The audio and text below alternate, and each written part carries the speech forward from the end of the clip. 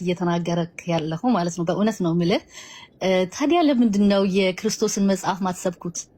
ማለት ይሄን ያህል አሁን እንደሚመጣ እግዚአብሔር ምን ያህል ለክርስቶስ ቦታ ስለሰጠው ነው በመጨረሻው ዓለም ላይ መጥቶ የሱን ህዝቦች ይዞ የሚሄደው ወደ ገነት። የገነት ቁልፍ ኖሮት አስብ፣ ጻድቃንን ከምድር እስከ ማውጣት ድረስ ቦታ የሰጠው ምን ያህል ትልቅ ቢሆን ነው በእግዚአብሔር ፊት ማለት ነው። እና ልልህ የፈለግኩት ታዲያ ክርስቶስን የሚመስል ምንድነው አስተማሪ ልኮልን የሱን ህጎች ታዲያ ሁላችንም የሰው ልጆች በሙሉ ለምን አልተከተልንም? ለምን ቁርአን ምናምን መጣ? ዋይ እንደ ሰው ሆኜ ነው የምጠይቀው። እሺ እንደ ምንም ሆኜ አይደለም። ገብተኛለሽ። ክርስቶስን በጣም እንወደዋለን፣ በጣም እንከተለዋለን። ሙስሊሞች በደንብ አድርጋቸው አዳምጡ። መጽሐፍ ቅዱስ ላይ በገለጸው መልኩ ከተባለ አዎ መጽሐፍ ቅዱስ ላይ በተገለጸው መልኩ ለምሳሌ ላንሳላችሁ። ክርስቶስ እኔ ሰው ነኝ አለ። አዎ ሰው ነህ አልነው እኛ። ክርስቶስ እኔ መልእክተኛ ነኝ አለ። አዎ መልእክተኛ ነህ አልነው። ክርስቶስ እኔ አምላክ አለኝ አለ። አዎ አምላክ አለህ አልነው። ክርስቶስ አንዱን አምላክ በብቸኝነት ለእርሱ ብቻ ተገዛ፣ እርሱን ብቻ አምልኩ አለ። እሺ ብለን ተቀበልን። ነገር ግን እናንተ ናችሁ ክርስቶስን ያልተከተላችሁት። ክርስቶስ እኔ አምላክ ነኝ አምላክ አለኝ እያለ አንተ ራሱ አምላክ ነህ ብላችሁ ተቃወማችሁት። ክርስቶስ እኔ ሰው ነኝ ብሎ ቃል በቃል እየተናገረ ሰው ብቻ አይደለም ፍጹም ሰው ፍጹም አምላክ ነህ ብላችሁ ተቃወማችሁት። ክርስቶስ አምላኬ ከእኔ ይበልጣል እያለ አይበልጥህም እኩል ነህ በፍጹም ብላችሁ ተቃወማችሁት። ክርስቶስ እኔ ከራሴ አንዳች ላደርግ አይቻለኝም እያለ ሁሉን ማድረግ ትችላለህ ተሳስተሃል አላችሁት። ማን ነው ታዲያ ክርስቶስ ተከታይና ተቃዋሚ? እኛ ክርስቶስ ያለውን ሁሉ ያው ተቀበልን። አምላክ አለኝ አለ። ስለ አምላኩ ማንነት ተናገረ። ያ አምላክ አንድ ብቻ ነው አለ። ተሳስተሃል፣ ክርስቶስ አንድ ብቻ አይደለም አንድም ሶስትም ናችሁ አንተም ጭምር አለህበት አላችሁት። ለራሱ ግን ክርስቶስ ወደ ሰማይ ቀጥ ብሎ ዮሐንስ ወንጌል ምዕራፍ 17 ቁጥር 3 ላይ አምላክ ሆይ አንድና ብቸኛ አምላክ አንተ ነህ አለ። በቃ አንድ ሶስትም ናችሁ ብላችሁ ተቃወማችሁት። ታዲያ ክርስቶስ ተከታይ ማን ነው? በመጽሐፋችሁ ራሱ ብንሄድ እኮ እኛ ነው ታቻውላ። ክርስቶስን የምትወዱት ከሆነ ወላሂ በጣም እንወደዋለን፣ በጣም እናከብረዋለን። እኔ ለክርስቶስ በልቤ ውስጥ ከራሴ በላይ ክብር አለው።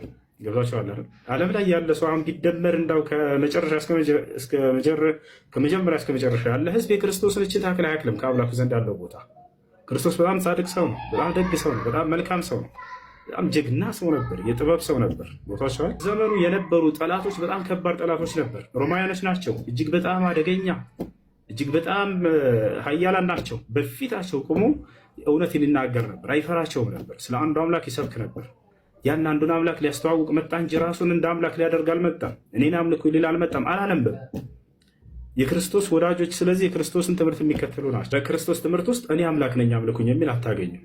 እርሱን የምትወዱት ከሆነ ትምህርቱን የምትሰሙና የምትከተሉ ከሆናችሁ ነገ ትንሣኤ ቀን ከእርሱ ጎን መሆናችሁ መቀስቀስን ከፈለጋችሁ የእርሱን ትእዛዝ ፈጽሙ። ትእዛዙ ምንድን ነው ከተባለ አምላክ እንዳለው አስተምሯል። አንድ አምላክ እንደሆነ አስተምሯል። ያን አምላኩን ተቀበሉ፣ ያን አምላኩን አምልኩ። የአብርሃም የኢስሐቅ የያዕቆብ አምላክ ቦታቸዋል አይደል?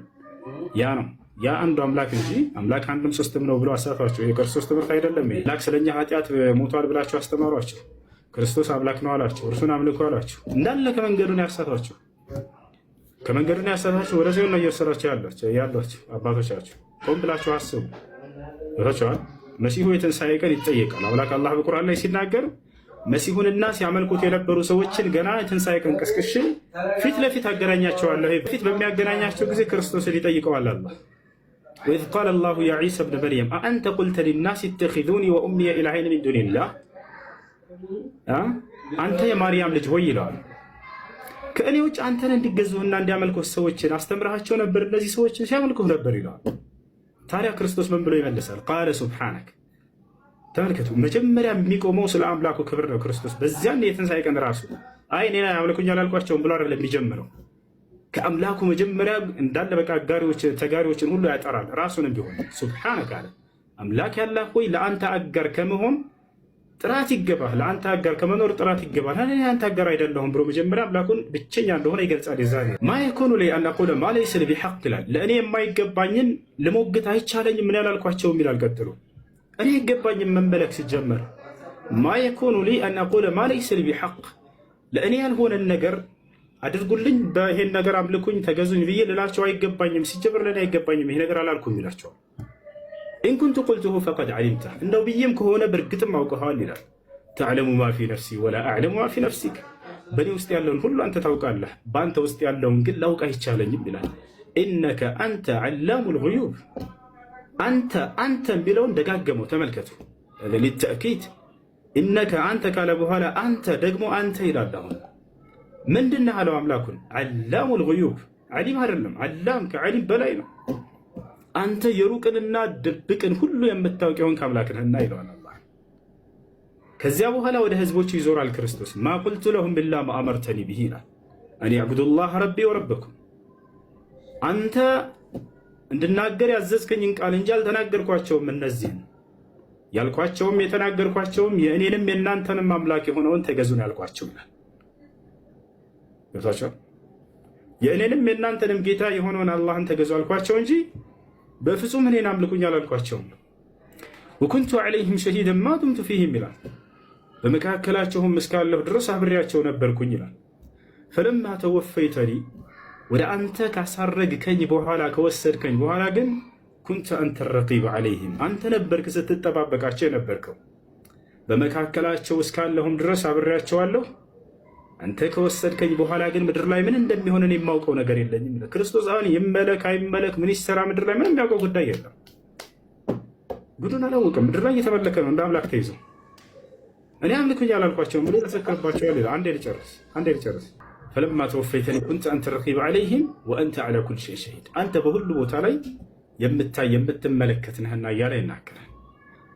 ኢን ቱዐዚብሁም ፈኢነሁም ዒባዱከ አለ። ያ ሰላም ብትቀጣቸው እነርሱ ባሪያዎችህ ናቸው። ወኢን ተግፊር ለሁም ፈኢነከ አንተል ዐዚዙል ሐኪም ብትምርላቸውም አንተ አሸናፊና ጥበበኛ የሆንክ አምላክ ነህና እያለ ይናገራል። ከዚያ አላህም ይናገራል። ቃለ አላህ እኔም የዛን ይላለሁኝ አለ ሃዛ የውሙ የንፈዑ ሷዲቂነ ሲድቁሁም። በጣም የሚገርመኝ አንቀጽ ይህ የዛሬው ቀን ይላል አላህ፣ የትንሣኤ ቀን እውነተኞችን እውነተኝነታቸው የሚጠቅምባቸው ቀን ነው አለ። ገብታችኋል? እውነተኞችን እውነተኝነታቸው የሚጠቅምባቸው ነው አለ። ምን ማለት ነው? እውነተኛ ማን ነው ታዲያ? እውነተኛ ብሎ ማለት አምላክ በነቢያት በኩል ያወረደውን ሕግና ስርዓት አምኖ ተቀብሎ እርሱን በብቸኝነት ተገዝቶ የእርሱን ሕግና ስርዓት ፈጽሞ የሄደ አማኝ ነው። እውነት የተባለው የእርሱ መልእክት ነው። እውነተኞች የተባሉት የእርሱን መልእክት ጠብቀው የሄዱት ሰዎች ናቸው። እነዚያ ናቸው ዛሬ የሚጠቀሙት ይላል አላህ። ሃዛ የውም የንፈዑ ሷዲቂነ ሲድቁሁም እውነተኞች እውነተኝነታቸው የሚጠቅምባቸው ቀን ነው አለ። ለእነርሱ ምን አላቸው ታዲያ ይላል። ለሁም ጀናት ለእነርሱ ያውና ገነት ተዘጋጅታላቸዋለች እርሷን ይወርሷታል ብሎ ይናገራል። ከታቸዋል ያ ነው። እውነተኞች መሆን ከፈለጋቸው አምላክ በነቢያት በኩል ያዘዘውን ትእዛዝ ፈጽሙ። የመጀመሪያው ትእዛዝ ምንድን ነው? ነቢያቶች ያስተማሩት አምላክ አንድና ብቸኛ እንደሆነ ነው። እርሱ በፍጹም አንድ ሶስትም አይደለም። አምላክ አጋር የለውም። ያለ የነበረ ለዘላለም የሚኖር ብቸኛ ነው። እርሱ ለዘላለም ሕያው ነው። በሕያውነቱ ላይ ሞትነት የለበትም ለቅጽበት። ሕያውነቱ የሆነ በሞት የሚቋረጥ አይደለም። ስለ እኔ ብሎ ሞተልኝ ብሎ ሂሳቤን ለማምላክ አይሞትም ሲጀምር። ይዟቸዋል። ይሄ ነው هذا هو الإله الذي دعا إليه المسيح عليه السلام وموسى عليه السلام وجميع الأنبياء والمرسلين። ይህን አምላክ ነው ሙሴም ሆነ ክርስቶስም ሆነ አብርሃም፣ ይስሐቅ፣ ያዕቆብ የቀደሙት ነቢያቶች ሁሉ የተጣሩትና የሰበኩት የአንድና ብቸኛው የሆነው አምላክ ከአላህ ወይ ደግሞ ከፈጣሪ ለመሐመድ መልእክት ይዞ የመጣው ቅዱስ ገብርኤል ነው አላችሁ። በእስልምና ቅዱስ ገብርኤል ቦታው ምን ጋ ነው? ከመሐመድና ከቅዱስ ገብርኤል ማን ነው በእስልምና የሚበልጠው? ማን ነው ለፈጣሪስ ቅርብ የሆነው?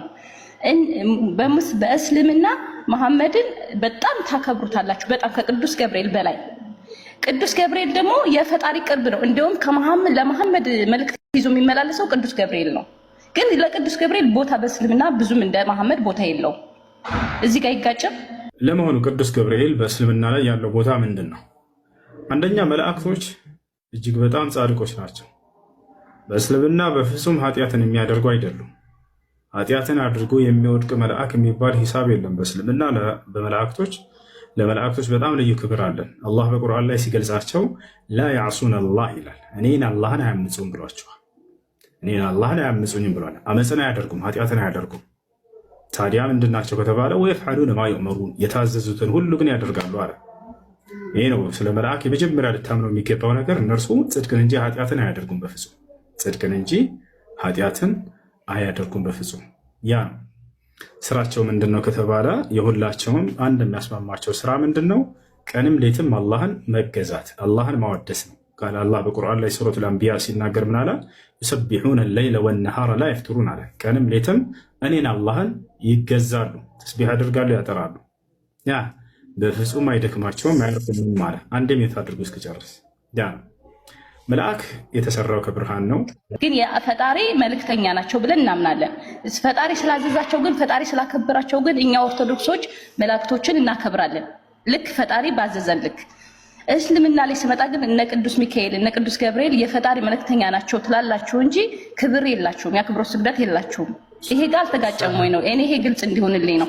ምክንያቱም እዚህ ጋር ለመሐመድ ነው እንጂ ለቅዱስ ሚካኤል ለቅዱስ ገብርኤል አምልኮት የላችሁም ለማለት ነው። አምልኮ አይደለም ክብር የላችሁም። አምልኮት ሌላ ነገር ነው። ስለመልሳ አሁን እዚህ ቦታ ላይ እነርሱን ማክበር መገለጫው ለእነርሱ መስገድ ከሆነ በፍጹም የስህተት ነው። መልአኩ ገብርኤል መልአኩ ሚካኤል እንወዳቸዋለን፣ እናከብራቸዋለን። በልባችን ውስጥ ትልቅ ቦታ አላቸው። ገብተሻል። ነገር ግን ስግደት በእስልምና ለአምላክ እንጂ በፍጹም ለመላእክቶች አንሰግድም። ለነቢዩ ሙሐመድ ሰለላሁ ዐለይሂ ወሰለም እንሰግዳለን ወይ? ላ በፍጹም። የክብር ስግደትም ቢሆን የክብር ስግደት ይባል ለነቢ ሰለላሁ ዐለይሂ ወሰለም አናደርግም። ገብታችኋል አይደል? ለሁዘይፋ ብን ልየማን የተባለው ታላቁ ሰሓባ ወደ ነቢዩ ሰለላሁ ዐለይሂ ወሰለም ጋር መጣና ጠየቃቸው። ሁዘይፋ ልብ በለዋል፣ እኛ ለነቢ ሰለላሁ ዐለይሂ ወሰለም እንደማንሰግድ እርሳቸውም እንደከለከሉ ይህን ነገር የክብር ስግደት እንዲሆን ማስረጃ ልሰጣችሁ ነው። ሁዘይፋ ብን ልየማን የተባለው አንዱ የነቢ ሰለላሁ ዐለይሂ ወሰለም ሰሓባ ወይንም ባልደረባ አማኝ ነው፣ ከእርሳቸው ተከታይ መካከል ነበር።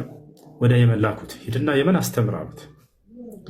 የመን የምትሄድበት ቦታ ግን አይሁዶችና ክርስቲያኖች ናቸው አሉት። በዘመናቸው የመን የአይሁዶችና የክርስቲያኖች መኖሪያ ነበረች። ያ ሙዓዝ አሉት፣ ኢነከ ተእቲ ቀውመን ሚን አህሊ ልኪታብ ፈልየኩን አወል ማ ተድዑሁም ኢለይህ አን የሽሀዱ አን ላ ኢላሃ ኢለላህ ወአኒ ረሱሉላህ ፈኢንሁም አጣዑከ ሊዛሊክ ፈአዕሊምሁም አነ አላህ ቀድ እፍተረደ ዐለይህም ፊል የውሚ ወለይላ ኸምስ ሰለዋት فإنهم أطاعوك لذلك فأعلمهم أن الله قد افترض عليهم الزكاة تؤخذ من أغنيائهم فترد إلى فقرائهم فإنهم أطاعوك لذلك فأعلمهم أن الله قد افترض عليهم الصوم ثم الحج. أنت حذيفة وعلت أو معاذ بن جبل كذلك هدنا ولا يمن أهل تستمر الله عبد يمن لا يستير من متاجنياتشو يهوديوچننا ክርስቲያኖችን አሉት። በዚያም ላይ ስትል ጊዜ አደራ መጀመሪያ የምታስተምራቸው አምላክ አንድና ብቸኛ እንደሆነ አምላክ አላህን በብቸኝነት እንዲያመልኩ ለእርሱም ብቻ እንዲሰግዱና እንዲገዙ እኔም የአላህ መልእክተኛ ተደርጌ እንደተላኩኝ አስተምራቸው። ይህን ከታዘዙህና ከሰሙህ ወደ ቀጣዩ ትሄዳለህ። ሶላት ለእርሱ ብቻ በቀን 5 ጊዜ ሊሰገድ እንደሚገባ ያን ከታዘዙህም ቀጣይ ከገንዘባቸው ዘካ ወይንም ምጽዋት ለድሃዎች እንዲሰጡ ዘዛቸው። ያን ከታዘዙ በዓመት 1 ወር ረመዳንን እንዲጾሙ አስተምራቸው። ያን ከታዘዙ ወደ መካ በመምጣት ሐጅን እንዲያደርጉ አስተምራቸው። ሄደ የሰሓባ የመን ላይ እንዳሉት ነብዩ ሰለላሁ ዐለይሂ ወሰለም አይሁዶችና ክርስቲያኖችን አገኛቸው። ከሄደ በኋላ እነዚያን አስተማረና የሚያስተምርበት ጊዜ ከአይሁዶችና ከክርስቲያኖች የተመለከተው ነገር ነበር። በተለይ ከክርስቲያኖች ምን ተመለከተ ከተባለ ለአባቶቻቸው እንዲሁም ደግሞ ለመላእክት ለምናምን እየተባለ ለቅዱሳን እየተባለ ለእነርሱ የአክብሮት ስግደት ያጎነብሱላቸውና ይመለከት ነበር። ልክ ሲያገኟቸው ጊዜ ያጎነብሳሉ። ይህን አየና ሁዘይፋ ጠየቀ እነዚህን ሰዎች ለምንድን ነው የምታጎነብሱላቸው የምትሰግዱላቸው ብሎ ሲጠይቅ ጊዜ እነዚህም አባቶቻችን ናቸው፣ ጻድቆች ናቸው፣ ቅዱሳን ናቸው ብለን እናምናለን። ስለዚህ ለእነርሱ የክብር ስግደትን እንሰግድላቸዋለን እናጎነብስላቸዋለን ብሎ ተናገሩት። ለእንዳሄ ሰሃባ ስለዚህ እኔ በልቤ ከማንም በላይ የምወዳቸውና የማከብራቸው ነቢይ አሉኝ፣ ስመለስ ለእርሳቸው እኔም አደርጋለሁኝ ብሎ አሰበ። ልክ ወደ መዲና ተመለሰና ገና እንዳገኛቸው ሊያጎነብስ ዝቅ ሊል ፈለገ ወደ እርሳቸው። ወዲያው ነቢያችን ሰለላሁ ዐለይሂ ወሰለም ራሱን ያዝ አደረጉት። ማዛ ተፍዐሉ ያ ሁዘይፋ አሉት። ሁዘይፋ ምን እየሰራህ ነው አሉት። ከዚያ ነገራቸው። እርስዎ በላኩኝ ጊዜ በየመን ላይ እንዲህ አይቼ ነበር፣ እኔም ለአክብሬ ለእርሳቸው ልሰግድ ፈልጌ ነው ሲላቸው ጊዜ ኢነሁ ላ የርከዑ ኢላ ሊላህ አሉት። አስተማሩት። እነሆ ከአላህ በስተቀር ለሌላ ለማንም አይጎነበስም አይሰገድም ማለት። ከዚያ በኋላ ምን አሉ? እነዚያ ሰዎች ክርስቲያኖች የመን ላይ ያገኛቸው ለምን እንደሚሰግዱ ለአባቶቻቸው ለቅዱሳኖቻቸው ምክንያቱን ነገሩት። አማ ሃኡላሉ እነዚያ ሰዎችም አሉ ፈቀድ ሐረፉ ኩቱበሁም ወቀተሉ አንቢያአሁም አሉ ወከዘቡ ዐላ አንቢያኢሂም። እነዚያማ መጽሐፋቸውን ስለበረዙና ነቢያቶቻቸውንም ስላስተባበሉ ነው ይህን መንገድ የያዙት እንጂ በፍጹም ነቢያትና በነቢያት ትምህርት ላይ ለፍጥረታት እንዲሰግዱ ማናቸውም ያስተማራቸው የለም። ስለዚህ ይህ ለመላእክት መስገድና ለነቢያት፣ ለቅዱሳን፣ ለጻድቃን መስገድ በፍጹም ይህ አምላክ በነቢያት በኩል ያወረደው ትምህርት አይደለም። በየትኛውም ዘመን አምላክ አላህ ይህን በሱራ አልዕምራን ላይ ሲናገር ወላ የእሙረኩም አን ተተኪዙ ልመላኢከተ ወነቢይነ አርባባ ይላል። አየእሙሩኩም ቢልኩፍሪ ባዕደ ኢዝ አንቱም ሙስሊሙን ይላል። ከእኔ ከአላህ ውጭ ለሌላ አካል እንድትሰግዱ እንድትገዙ ወይንም እንድታጎነብሱ አንድ የሚያስተማራችሁ የነቢይ ትምህርት የለም ይላል። እንዴት ነው ከእምነት በኋላ ክህደትን ሊያዟቸው የሚችሉት? ስለዚህ ለእኔ ብቻ ስገዱ፣ ፈሰሊ ሊረቢከ ወንሓር ይላል። ለእኔ ለጌታ ብቻ ስገድ፣ በእኔም ስም ብቻ ሰዋ እያለ ይናገራል። ቁል ኢነ ሰላቲ ወኑሱኪ ወመሕያየ ወመማቲ ሊላሂ ረቢል ዓለሚን፣ ስግደቴም መስዋዕቴም ህይወቴም ሞቴም ለዓለማቱ ጌታ ለአላህ ብቻ ነው በል ይላል። ይህ ነው። ስለዚህ ያ ነው። ስለዚህ እኛ መልአኩ ገብርኤልን በጣም እንወደዋለን፣ እናከብረዋለን። በውስጣችን ላይ በጣም ትልቅ ቦታ አለው ገብርኤል። ነገር ግን ለእርሱ አንሰግድለትም። እርሱ ልክ እንደኛ እዚያ ለፈጠረው ለአንዱ አምላክ የሚሰግድ ነውና እኛም በእርሱ መንገድ ላይ እዚያ ለፈጠረ ለአንዱ አምላክ ብቻ እንሰግዳለን። ገብቷቸዋል። አላህም በቁርአን ላይ ሲናገር ለየስተንኪፈ ልመሲሑ አን የኩነ ዓብደን ሊላሂ ወለልመላኢከቱ ልሙቀረቡን አለ። ክርስቶስም ሆነ እንዲሁም ታላላቅ የቅርብ መላእክቶቼ እንደ ገብርኤል እንደ ሚካኤል ለእኔ ከመስገድ አይጸየፉም። እነርሱ ለእኔ ሰጋጆች ከሆኑ እናንተም ልክ እንደ እርሱ ለእኔ ሰጋጅ ብቻ ሆኑ እንጂ ለእነርሱ የምትሰግዱ እንዳትሆኑ እያለ አላህ ሱብሓነሁ ወተዓላ ያስጠነቅቃል። ገብቶሻል አይደለም? ያ ነው መልአክን መውደድ የእምነታችን አንደኛው መሰረት ነው። አንድን መልአክ ገብርኤልን የጠላ ሰው ከእስልምና ይወጣል። ያ አሁን ያሳየው አንቀጽ ላይ አላህ ምን ይላል? ገብርኤልን የሚጠላ ሰው በቁጭት ይሙት ከሃዲ ነው እያለ አላህ ይናገራል። ገብርኤልን መውደድ ከእምነታችን መገለጫ ነው። እርሱን የጠላ ሰው ከእስልምና ይወጣል። ሌላ ሳይሽ ቁርአን ላይ አላህ ለገብርኤል ቦታ እንዴት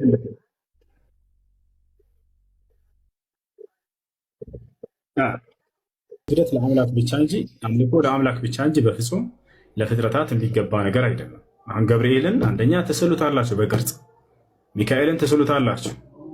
ነገር ግን እኛ ጋር እንደዛ ብሎ ሂሳብ የለም። መልአክን አንድስ እንኳ ያየ የለም ከነቢያት በስተቀር። እንዲሁም ደግሞ ነቢያቶች ጋር አብረው የነበሩ አካሎች ሰሓቦች አንዳንዴ ለምስክር የሆኑ ዘንድ ይገልጥላቸዋል። እነዚያ ግን በስዕል ቀርጸው የሚስሉ አይደሉም። ገብቷቸዋል። ያ ነው መልአኩ ገብርኤልና ሚካኤል ሁለተኛ ስዕላቸውን ስለኛ የምንሰግድላቸው አይደለም። ሶስተኛ ያማልድልናል የሚለውን እኛ እርሱን እንዲያማልድልን የምንጠይቅ አይደለም። ድምፅ አይሰማም እንደ ልጆች የእሱ አይሰማም። እሺ ከተሰማቸውን ያዳምጡ። እሺ እና ገብርኤል አሁን ይሰማኛል ብዬ እርሱን በፍጹም አልጠራም። የሚሰማኝ ሁሉን የሚሰማ አምላክ አላህ ሱብሓነሁ ወተዓላ ብቻ ገብቶሻል አይደል? ስለዚህ በቀጥታ አምላክን ነው መለመን ያለብን እንጂ መጠየቅ ያለብን። እንዳማልድ ብዬ ራሱ የማይሰማኝን አካል መጣራት ስህተት ነው። መሐመድ ለፍጥረታት እንደዚህ ብሎ እንዲህ ማለት ለአላህ እንደዚህ ብሎ እንትን እንዳለ እንደ መጽሐፍ ቅዱስ ኢየሱስ ክርስቶስ የዘላለማዊ ሕይወትን ይሰጣል። ግን ምን ማለት ነው?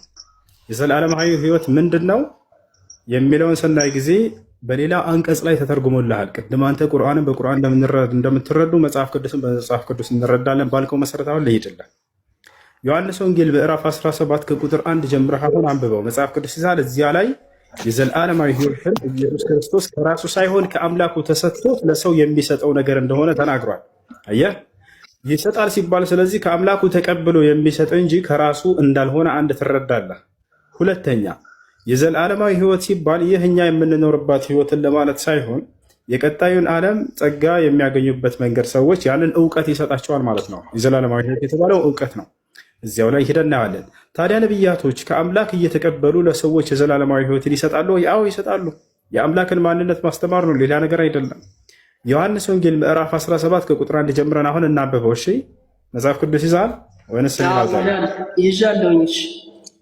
አዎ አሁን እናንብበው አብረን እናንተ። ዮሐንስ ወንጌል ምዕራፍ 17 ከቁጥር 1 ጀምረን እናንብበው፣ ግለጠው። ዮሐንስ ወንጌል ምዕራፍ 17 ከቁጥር 1 ምን ይላል?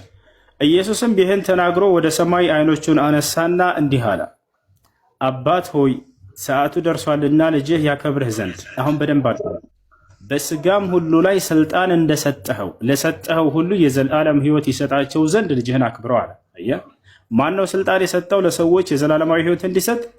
አምላኩ ራሱ ኢየሱስ ክርስቶስ ተናግሯል። ስልጣን እንደሰጠኸው ብሎ ተናገረ። ስለዚህ ያን የዘላለማዊ ህይወት እንዲሰጥ ዘንድ ስልጣን ተሰጥቶ ነው ክርስቶስ። ታዲያ የዘላለማዊ ህይወት ሲባል ምን ማለት ነው ከተባለ ቅድም እንዳልኩ እውቀት እንጂ ሌላ አይደለም።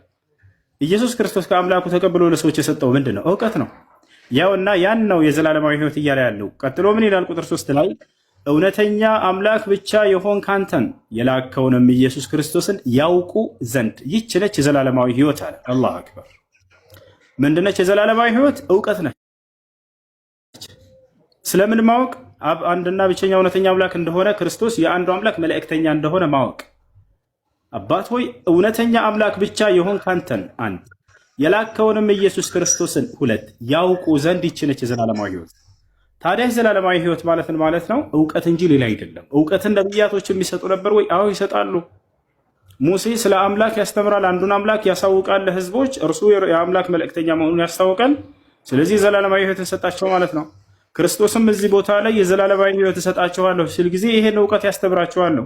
ያ የዘላለማዊ ህይወት ምንድነው? አንድና ብቸኛ እውነተኛ አምላክ አለ፣ የክርስቶስም አምላክ ጭምር የሆነው እንዲሁም ክርስቶስ የእርሱ መልእክተኛ መሆኑን ማወቅ ይሄ ነው።